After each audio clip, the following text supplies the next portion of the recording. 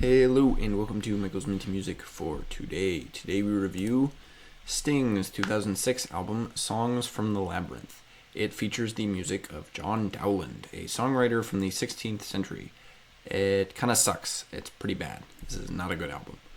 This is the track listing, and these are the tracks I added to my playlist. 2 of them out of 23. Half the tracks here are spoken sections of a letter from the original 16th century songwriter, John Dowland, which is kind of just annoying. Plus, the actual songs are not great. They're probably pretty good if you like 16th century classical music, but otherwise they do not translate well to fans of pretty much any other genre or time period, in my opinion. The 2 tracks I did like here are simply the most palatable to a modern kind of pop ear.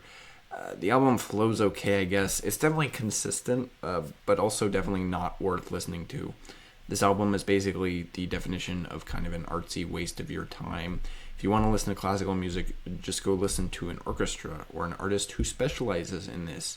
Sting isn't a bad artist, but there's no reason to listen to subpar, unoriginal stuff just because it's him. So overall, quite a terrible album. As you can see, they note the continuation of letters of the letter that is spoken throughout the album in this track listing. It's not a good album. There were obviously no singles released for the album since it's not that type of music, and my favorite song here was probably the 10th track, Fine Knacks for Ladies. It's just the slightly better one, the only 2 here that I could actually listen to. It's not great, but it will provide a bit of color to a playlist without sounding insanely out of place like the rest of the songs here. So not a terrible song kind of individually. This is definitely Sting's worst album. At least the other bad albums have the excuse of being kind of original. This album is just kind of pointless. It's just a waste of time. Definitely the worst Sting album, not even as good as his Christmas album, If on a Winter's Night, which is also not particularly original, but still kind of listenable. This one, never listened to this album.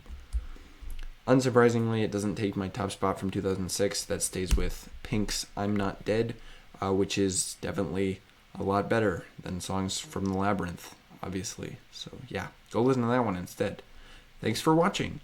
Next up is Fall Out Boy's 2018 album, Mania. It's got at least one song I like on it, but I haven't really heard much else from it, so should be a good listen. So stay tuned for that, and as always, stay minty.